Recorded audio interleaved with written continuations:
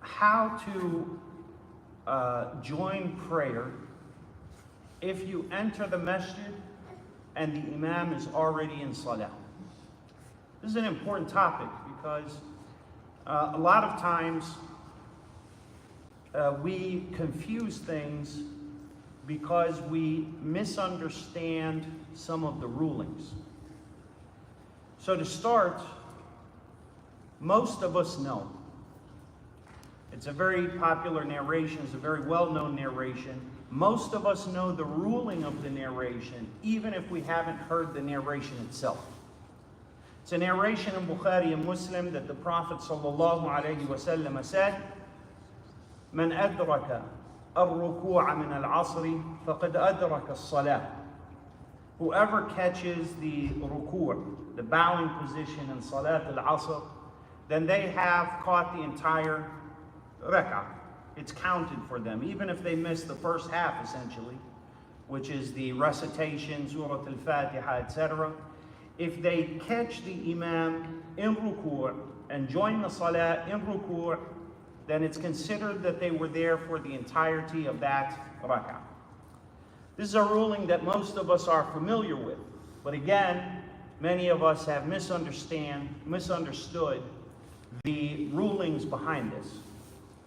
And so what happens? Because we have half of knowledge, and it's interesting because the worst thing for a person to have is half of the story, and I have the whole thing. There's an interesting statement that Shaykh al-Islam made. He mentions it throughout his writings.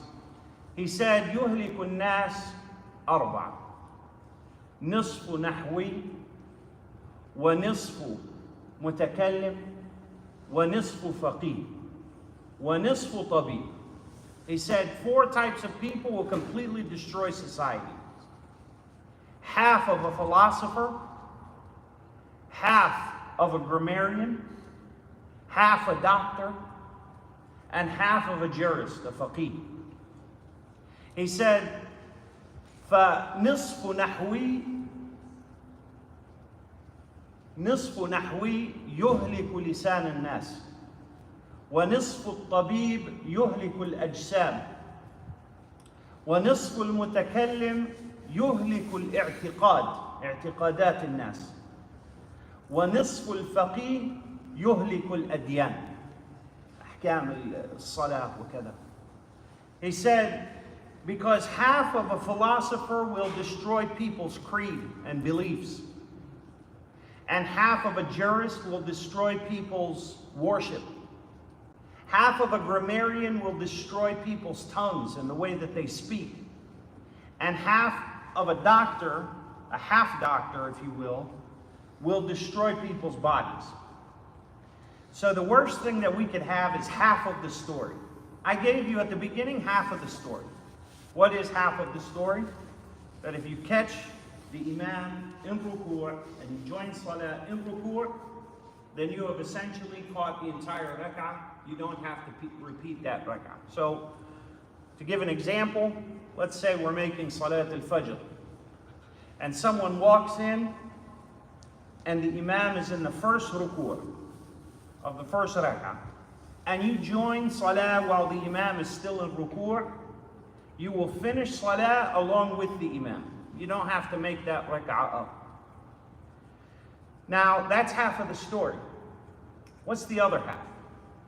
The other half is a narration which is far less known by people.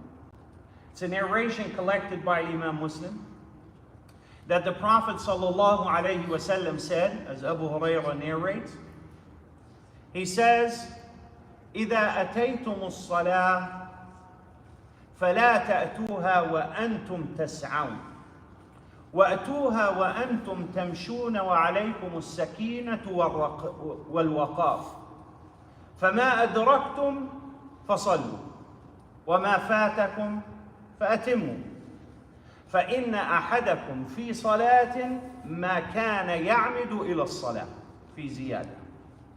The Prophet ﷺ said in this narration He says, if any of you comes to salah, then he is not to come in haste, in a rush, while he is running or jogging. Rather, you should come to salah and approach it while you are in a state of tranquility and calmness. Whatever of it you catch, make it. And whatever of it you missed, make up. For indeed, you are in salah as long as you are coming to salah. That's the other half.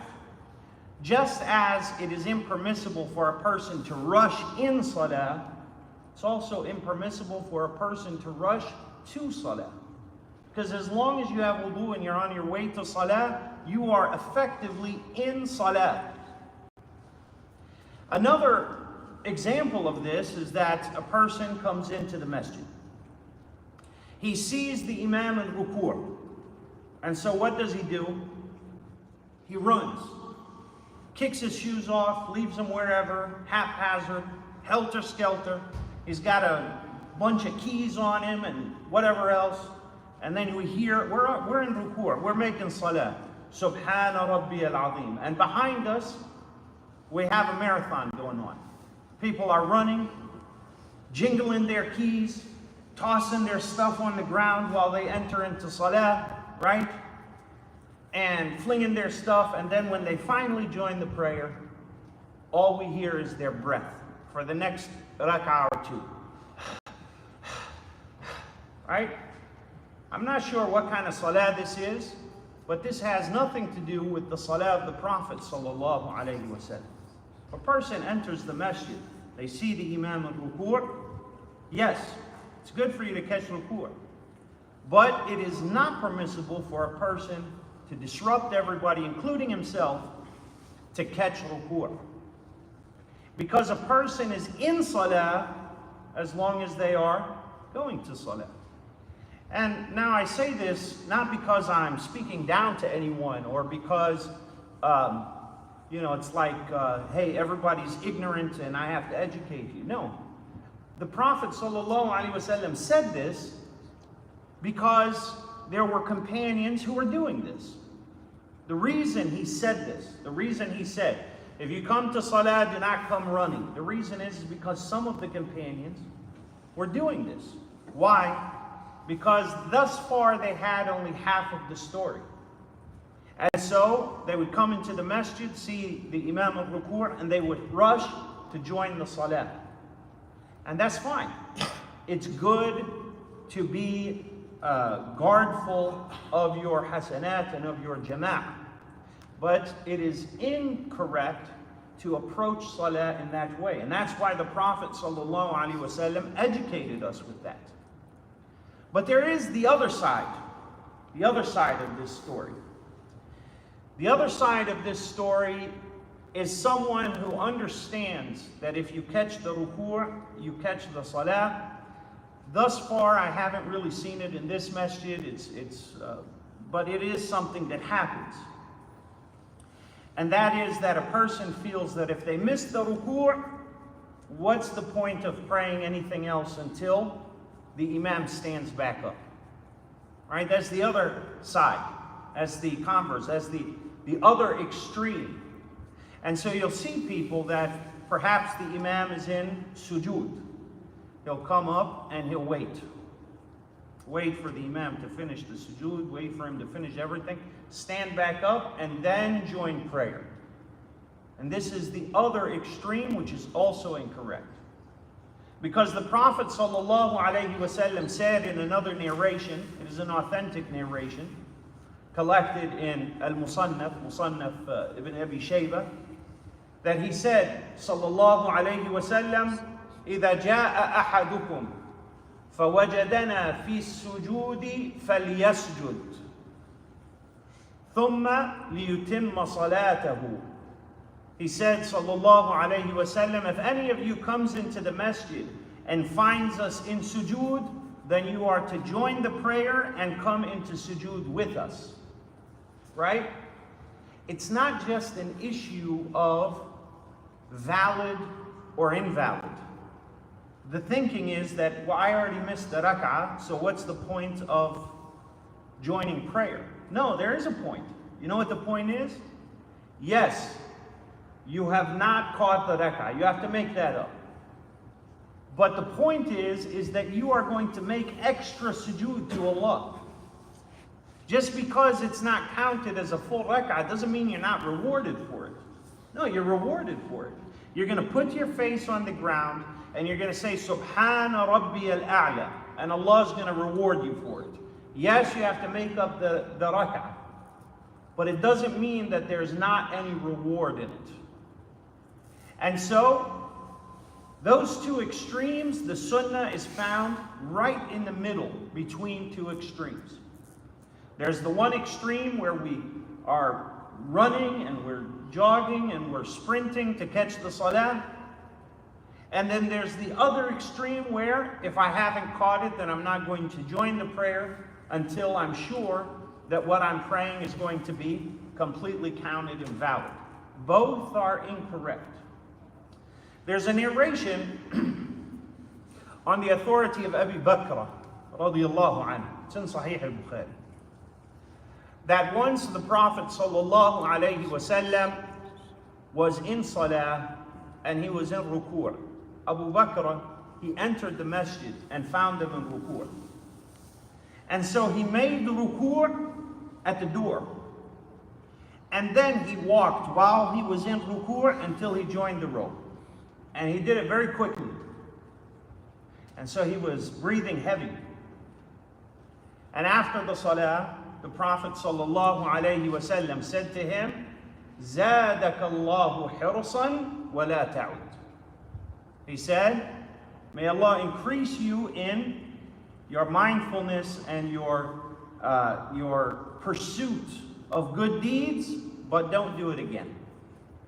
Do not do it again. He counted it as valid. However, the approach was incorrect. His rushing and hastening towards salah, and second of all, the making ruku' at the door and entering while you're in a state of ruku'. This is something that the majority of the scholars of Islam agree is not part of the sunnah. And so, in short, we have to keep in mind that our deeds are always judged by our intentions.